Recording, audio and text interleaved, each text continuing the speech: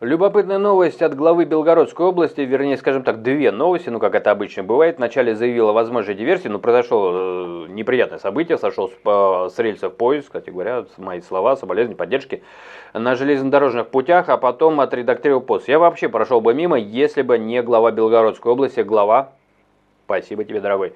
В Белгородской области с путей сошла электричка в Яковлевском округе. Об этом сообщил губернатор Вячеслав Гладков.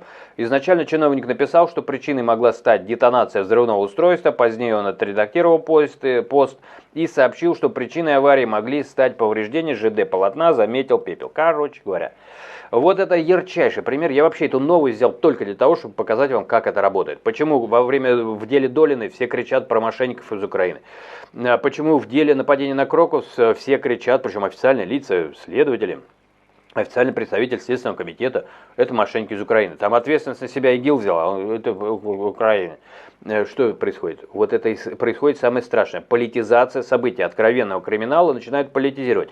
Это не должен какой-то там Гладков говорить. Должны взять, если это рельсы, это может быть ФСБ, Следственный комитет, то есть серьезные ребята, у них свои оперативники, следователи. То есть невозможно сразу выдвигать какие-то версии. Больше того, это будет нарушать правила ведения следствия, потому что это может помешать, это может спугнуть подозреваемых. Боже мой, я говорю прописные истины, ребята мои дорогие, но не может быть такой информации о том, что известно, кто и что это сделал. Потому что тут же, если бы это было правдой, он просто поменяют механику. Если это диверсия или там дрон, еще раз, то когда ты выдаешь сразу, это как, я не знаю, это как взрывы, которые, вот помню времена, когда просили, значит, сразу не публиковать, потому что ты как бы фиксируешь попадание для противника, да, вот и с обеих сторон это происходило. Да, я про боевые действия. Но самый ключ. То есть они выдают заготовленную методичку о том, что это они, там, это из Украины, мошенники, все из Украины. И потом следствие либо подтягивается под эту версию, либо ему просто это начинает мешать. Невозможно тем же ментам, если попадется честный мент, дай это бог, ему просто не дадут честно расследовать дело, потому что уже заявлено, как должно быть.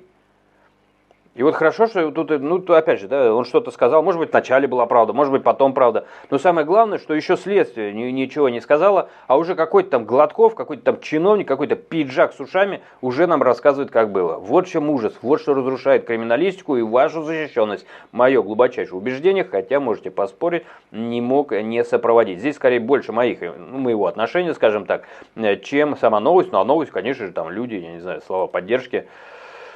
Если тут по поводу цифр, на видео спецслужб, на ком мы узнали 19 лет студентку, ну, в общем, это длинная история, я не хочу ее сейчас подробно, тут все в кучу собрали, ладно, в общем, бог с ними, еще раз, да, вот это ярчайший пример, следствие еще не проведено, а уже виновные названы, а потом он еще и поменял этих виновных, а потом под это подтягивают вам дело, а вы чувствуете, что-то мы не защищены, вот и все, приплыли.